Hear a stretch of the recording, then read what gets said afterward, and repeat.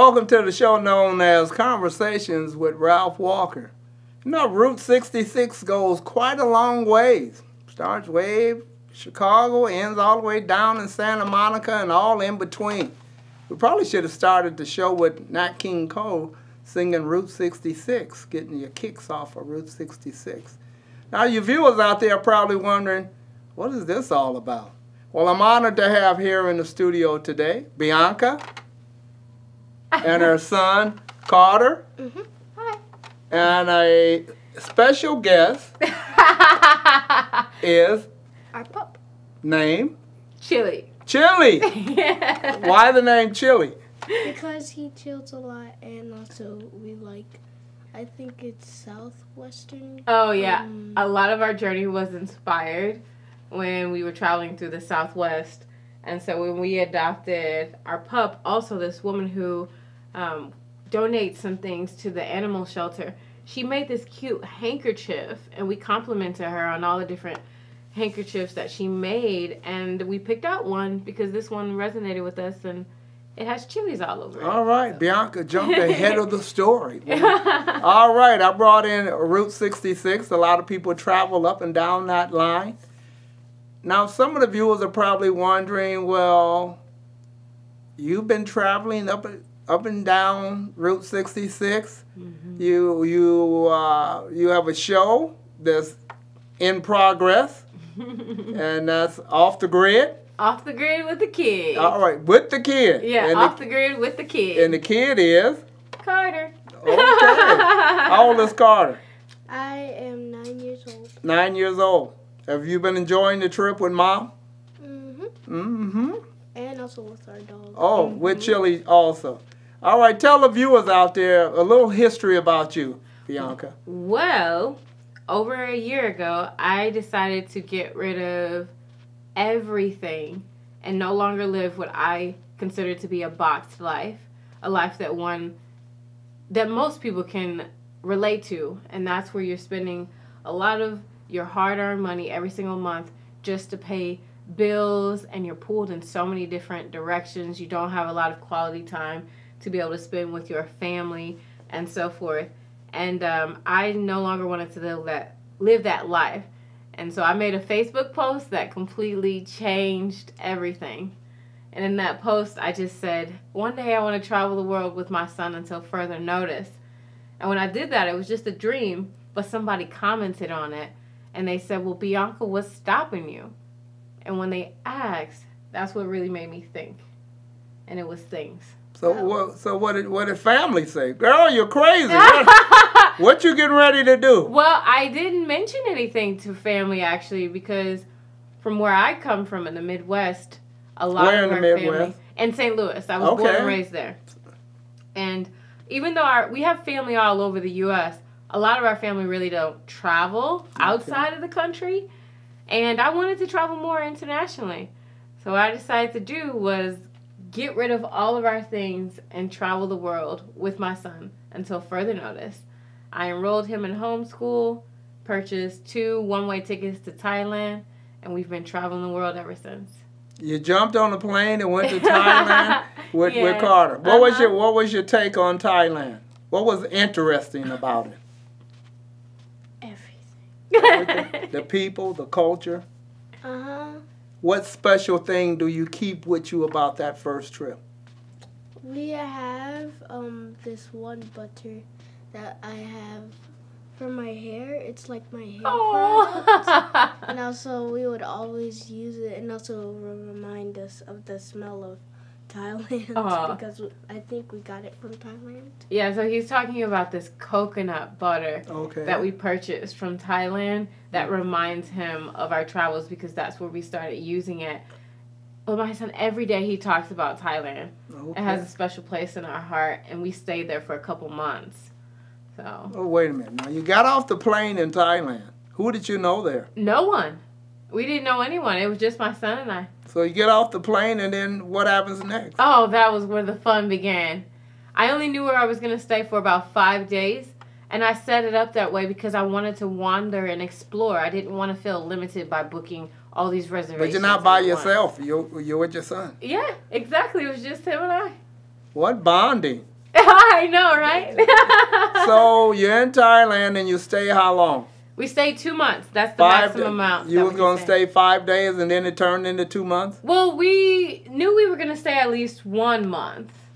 But we only reserved hotel reservations for 5 days because I wanted to explore different parts of Thailand. And also we got a condo. Yeah. And then after a month, we decided, okay, this is awesome, but we're bouncing around to too many hotels here. So let's just go ahead and we rented a condo that was really nice.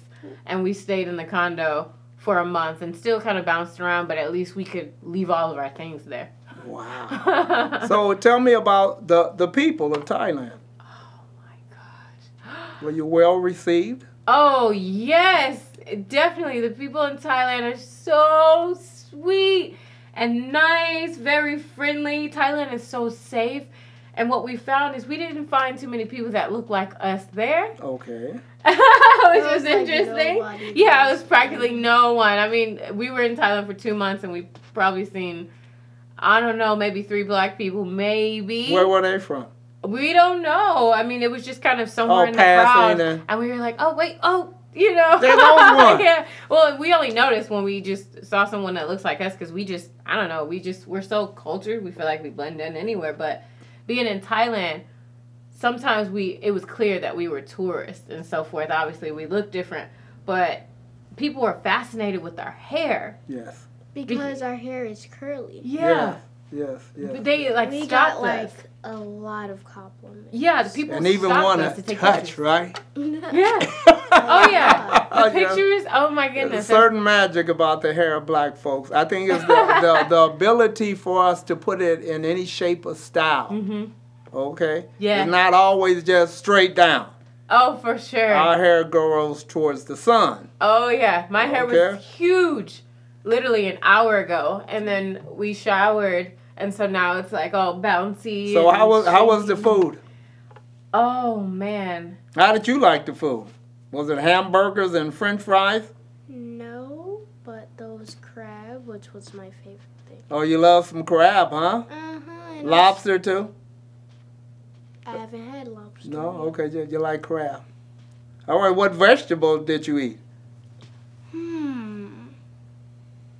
Honestly, I'm not sure. Are you a vegetable kid? Is he a vegetable kid? I'd have to say so. I mean, we make a lot of awesome meals while we're traveling. But in Thailand, everything, the first month, we had a culture shock. So all the foods, we also didn't speak the language. Right. And we had no choice but to try everything new. But the great thing is that everything was fresh. But when we were hungry, it was like trying to figure out what to eat was really tough. Uh-huh. Because we couldn't read anything. Oh, the menu. Yeah, we couldn't read anything. All the smells were unfamiliar. So it took some time to adjust. And then we saw like these little food carts everywhere. Yeah. And we were so hungry. And as we're looking for like a restaurant or somewhere to sit down and find someone that speaks English, we see the carts and we're like, what is that? Because we just saw these different like creatures and things. And that's what we're like, no! Octopus. All kinds of stuff, even beyond octopus. I mean, it was just kind of, I was like... Now you're a vegetarian? No, but we do eat a lot of vegan dishes. Okay. What meats did you eat? Meats in Thailand? Yeah. What do we have? We had fish. Yeah, we had fish. We had chicken. Oh, remember the cart? Oh my goodness, we did have KFC one time. Oh my goodness. After a month, we found a KFC in a shopping mall and Carter wanted to go. It was so expensive though. I guess just because there's an imported KFC over here. You're gonna pay for it. All right, now let's backtrack a little bit for the viewers out there. If you just tuned in, I'm honored to have here in the studio Bianca and Carter, her son, and Chili is very comfortable. Off the Grid is a whirlwind trip from Thailand through the States and a whole lot of other places.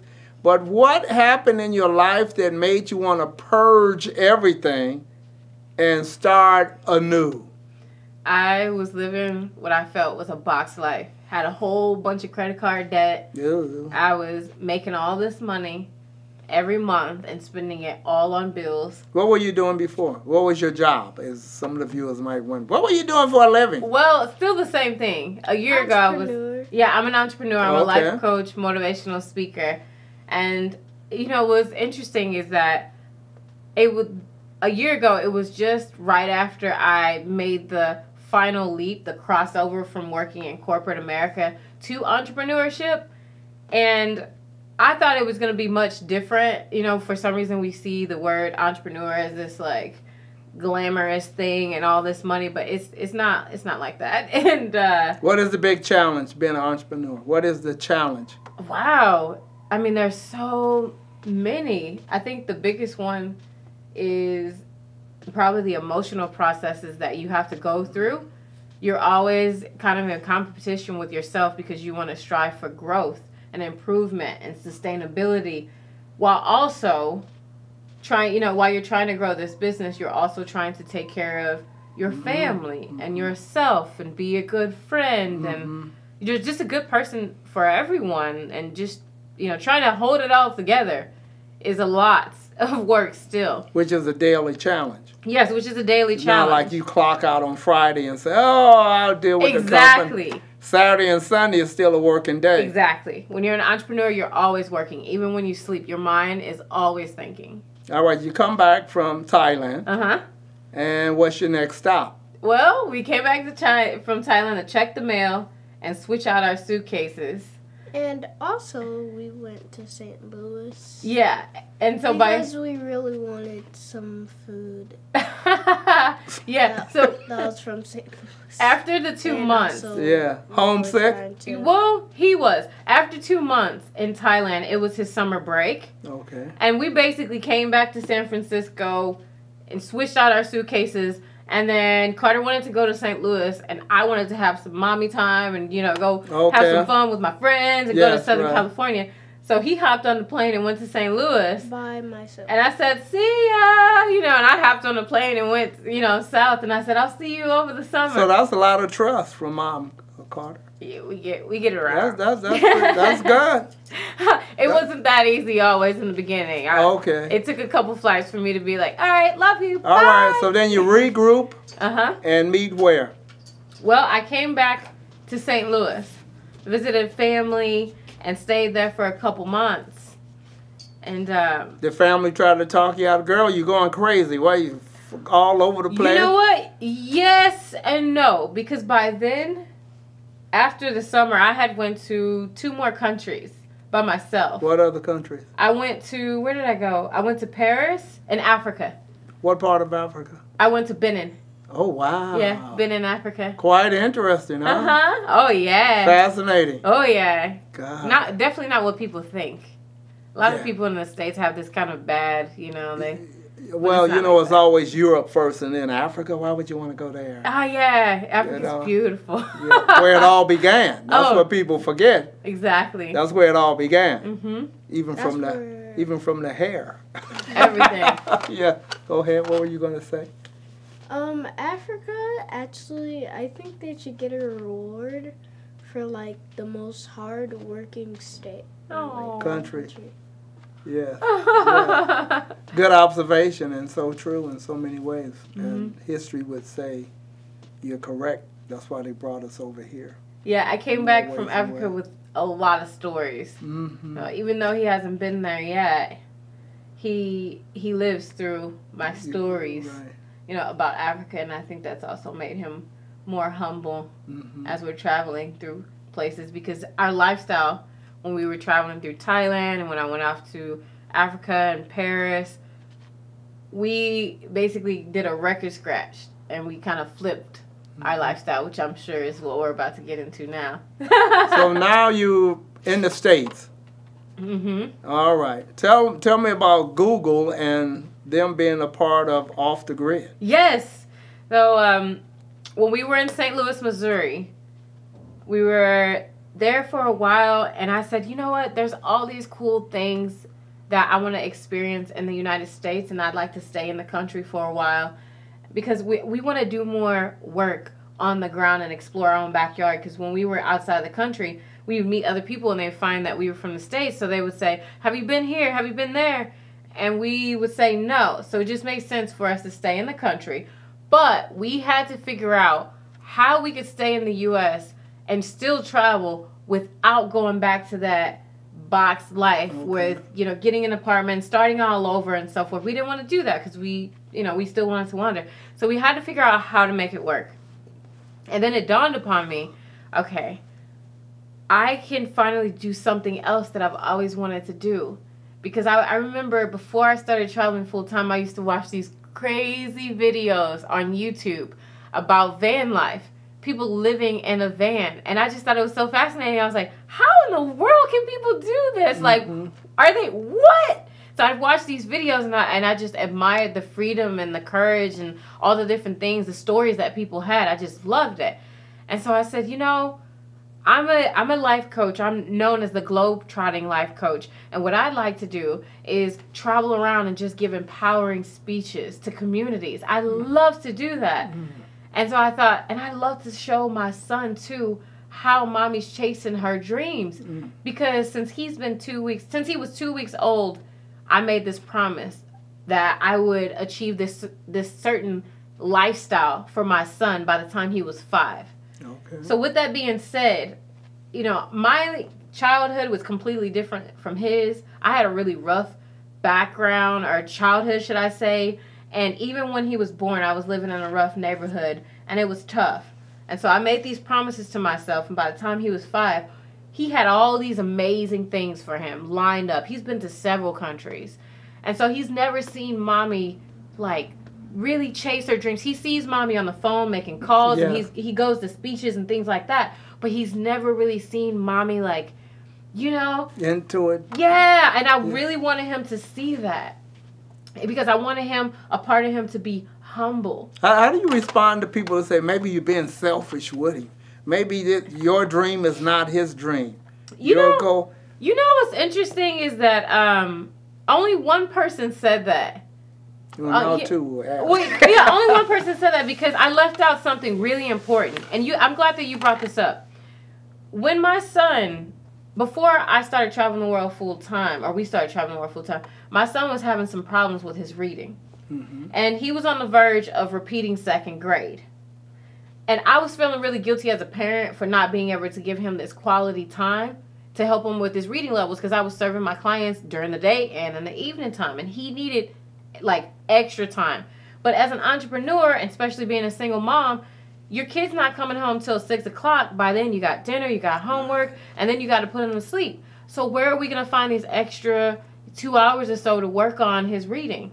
And so when I got rid of everything and we went off to Thailand and spent that quality time with each other, not only did his reading levels improve, but he also made honor roll with this public virtual school that he's enrolled in called Connections.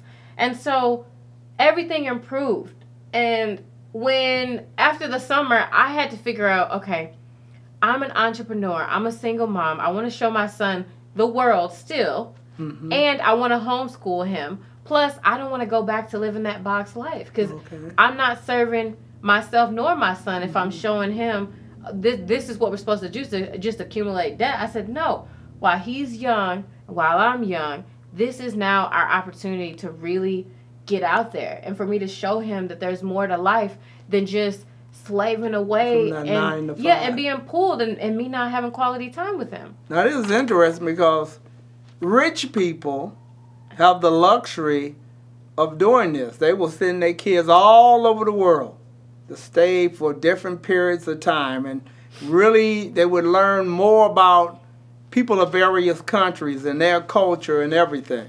And the deepest maybe black folks can go is maybe Mississippi, Alabama, and they sort of stay within the states.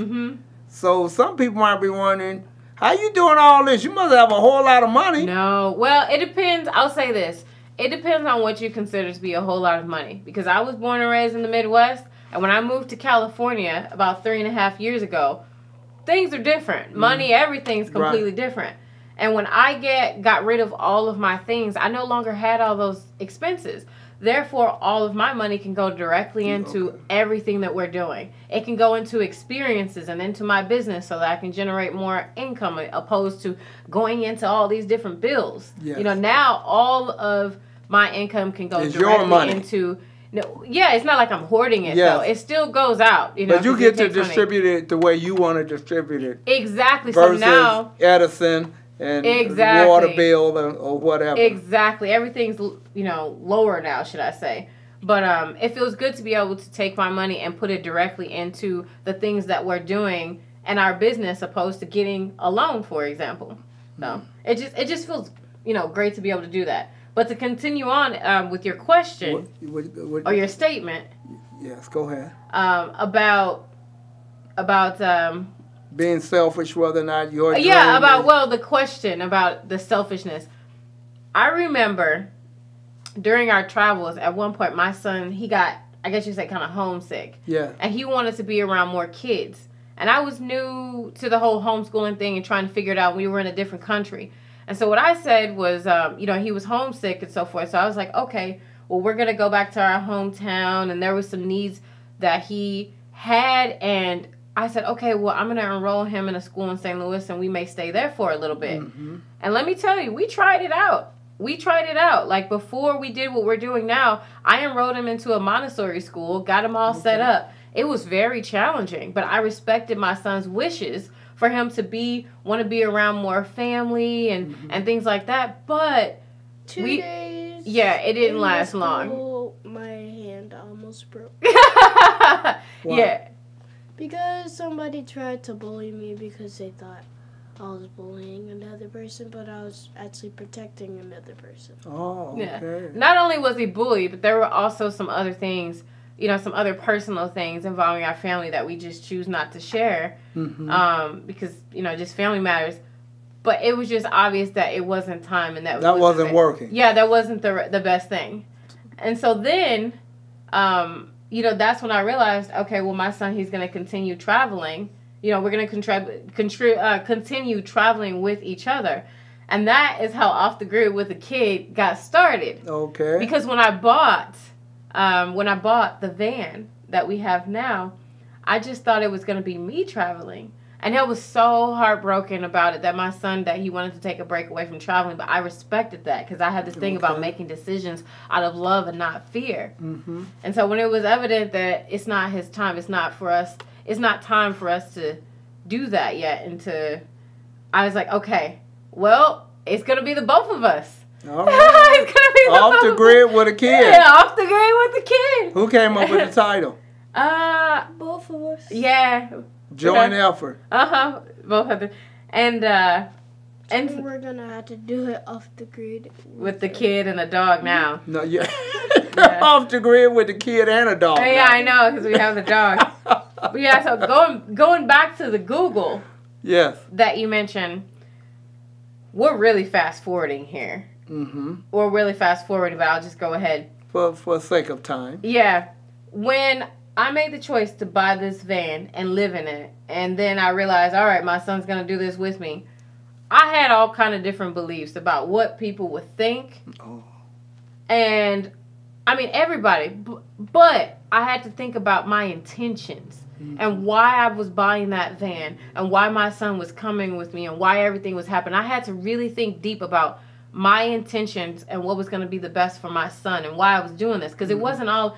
This journey is not all about me. Okay. You know what I mean? It's not all about me. If it were, I would be maybe somebody that didn't care and I would just push my son off to babysitters or something like that all the time. But that's not me. And not to put anyone down that has to do that because most people do. I've been there, right?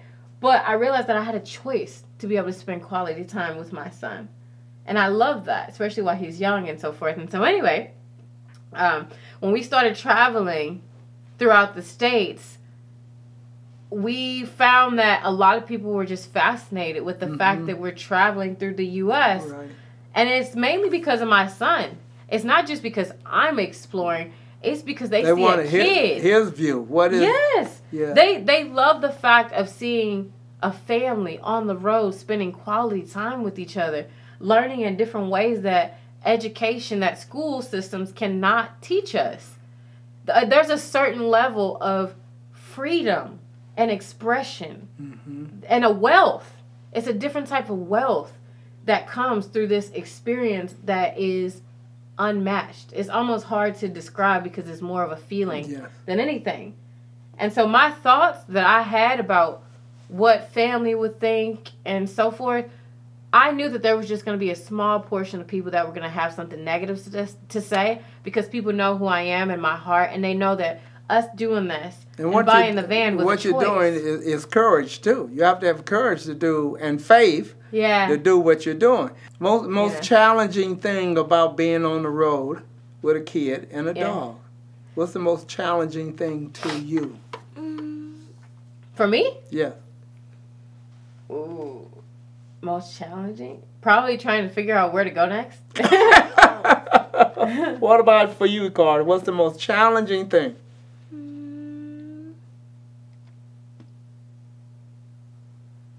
I think I would say the same answer. Same answer. Same answer. Where to go next? So Yeah, what's on the next road stop as you pass through Route 66 and off the beaten path?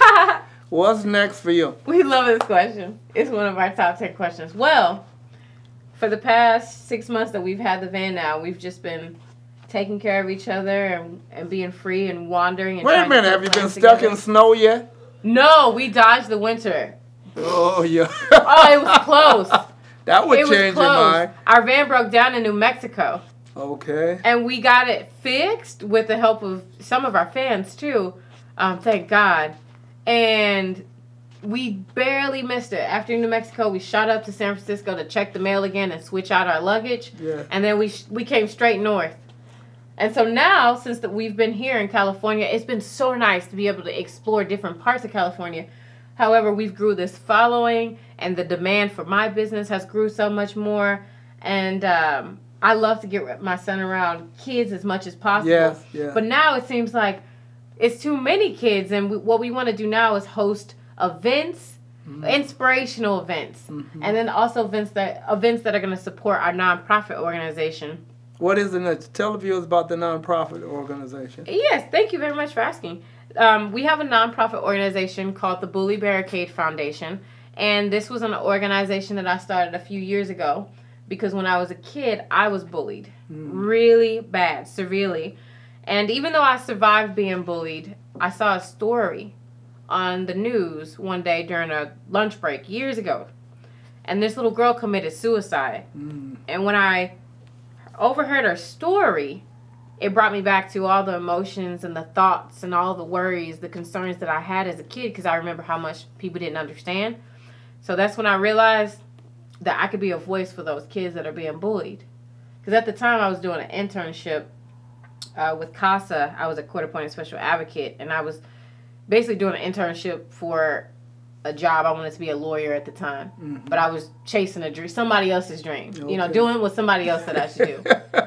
And so anyway, I had that dream. So. Yeah. So I realized that I love working with children, but I didn't want to be a lawyer. And that's when I decided to start the Bully Barricade Foundation. But again, because I was a single mom in college, working full-time, taking care of my son, taking care of myself, living on my own, I had a lot on my plate, and I had to put it aside. So that's another thing that led us to doing what we're doing now, because I no longer feel like, you know, stuck with all these things pulling me. Now I can do and put more attention to the things that really matter. So you're a person with absolute freedom in so many different ways. If you wanted to leave the viewers with a thought today, what would that thought be, that point of inspiration?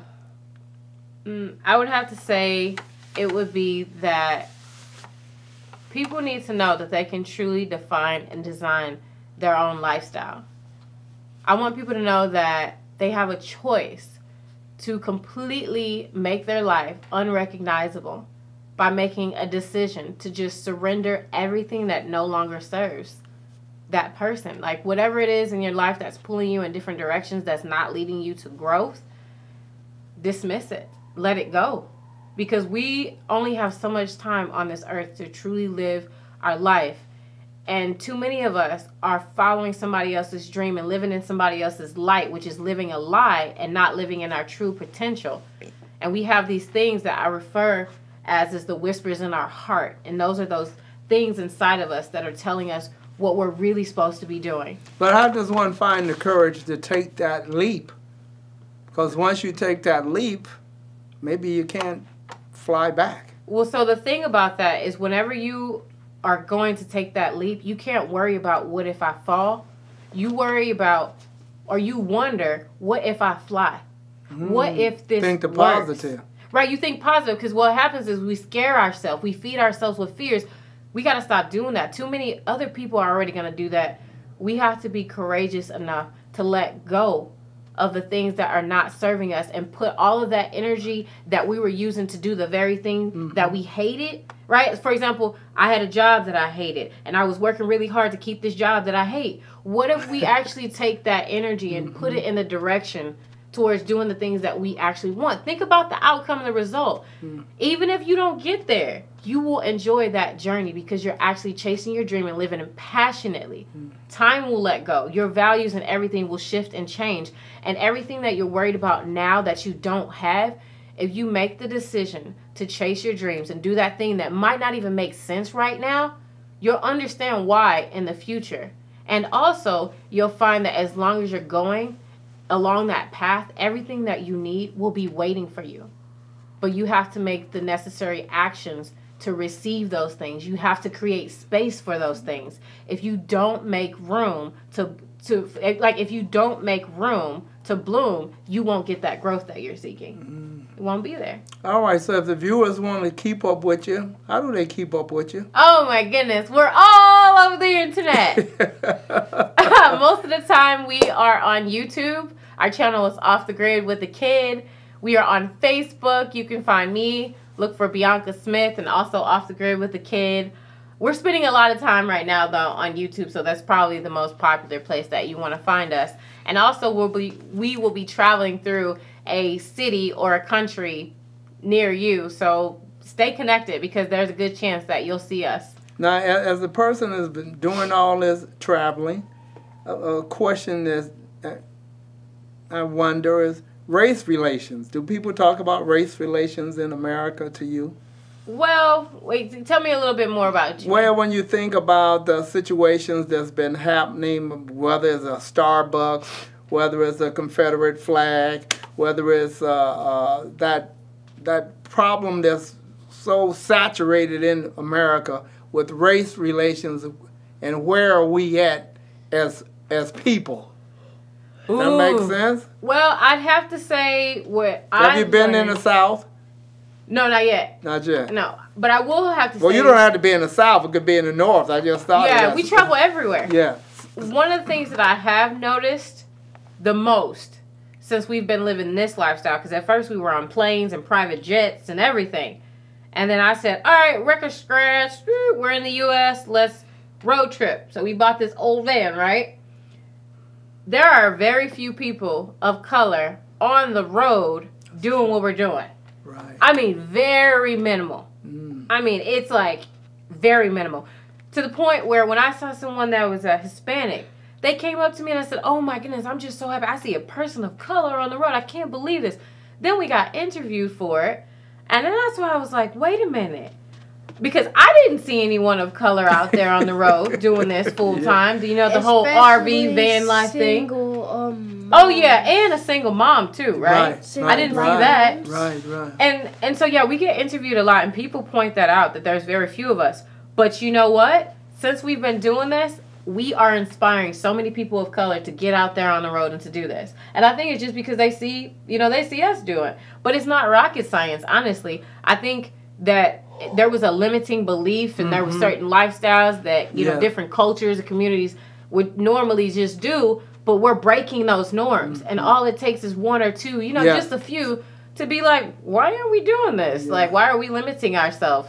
Because traveling the world is amazing, and you don't have to be a millionaire to do it. I'm not a millionaire. That's probably the biggest secret that you just exposed. Yeah, you don't have to be a millionaire. Seriously, I mean, like, I mean, I'm an entrepreneur in all transparency. I still have my ups and downs. And my career, one of the things I'm trying to work on is more sustainability because of the fact that I want to be a philanthropist one day. And that, you know, I need a whole lot of money to be a philanthropist.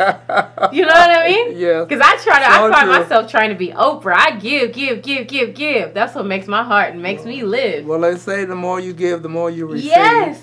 And you seem like a very beautiful person on the very giving end. So your hands are open. So while they're open, you get more. As the show was going on, I'm watching Carter, and he's looking at you with amazing look. You are the queen in his life in so many different ways. And powerful inspiration. Oh, so thank you. Tell the viewers out there one more time on how to get in contact with you. And the best way to get in contact with me is to find us on YouTube on our channel, which is Off the Grid with the Kid. Or on Instagram. Yeah, or, good point. Yeah. Because we're being a lot more on Instagram and YouTube. Yeah, Instagram and YouTube. You can find us on Instagram, YouTube, even Snapchat. We recently started that channel, and then soon we'll be on Twitter as well. So we would love to connect with everybody. And Patreon. Oh, yes, and Patreon, which is a really big one. We started a Patreon account. Do you know what Patreon is? Educate us. All right. A Patreon account is basically this platform where people who want to be on your team and support what you're doing, they can basically send you small contributions to support. Like, they could only send you like up to $3,000. No, I don't know about that. I don't know about that. But basically, for example, we started this YouTube channel, but it takes a lot of our time and energy to do. But we love doing it. It's just very time consuming. People have no idea what it takes to create a YouTube channel. We spend hours and hours filming and editing, but then that takes away from some of the things that we're doing. But people love it so much, and we know that it'll lead to other opportunities. So what people are doing right now is they're supporting our channel. Very few people, because I haven't launched it that much. It's new. But people were interested, and they were asking us to start this Patreon. So we started it, and that's also, you can find it at Off the Grid with the Kid, Patreon, patreon.com. So we're really looking forward to that because, I mean, a lot of our income is going out to all these things that we're trying to create in the community. And it's like, if mommy wants to be a philanthropist one day, we need to hold more in and invest it wisely. Otherwise, we're kind of going, basically one day, I want to buy a house again. I want to buy a house. And we have to still carry on with our life. We're not going to live in this van forever. It'll be your headquarters. It'll be your headquarters. Oh, yeah. So we want to, So Carter, what is your dream and inspiration? What do you, as most adults, always ask that crazy question? What do you want to be when you grow up? A YouTuber. He said he wants to be a YouTuber. Okay. And a YouTuber is one that does? They record videos. The type of videos I want to record are gaming videos. Oh, okay. Okay. Which is a good career these days. Yes. As technology is fast forward going that way. That's a good thought. Yeah. I wish you the best. He's really passionate about a lot of things, especially outdoor activities. But when it comes to income, he realized that he's passionate at playing video games and he can actually make a living out of doing it. Yes. So I'm like, I support it. I tell him every day, you can be whatever you want to be. Whatever you want to be, whatever it is, you're going to have to work hard at it no matter what. And you're going to have to be courageous enough to chase your dreams because people are going to call you crazy. Right. No matter what. All right. They're telling me it's time for a wrap. And thank you so much, Bianca, for making it here. And you, Carter, thank you so much. And Pepper is nestled asleep. He's sleeping. So, as Bianca said, have no fear in pursuing or following your dream. And you won't know until you jump.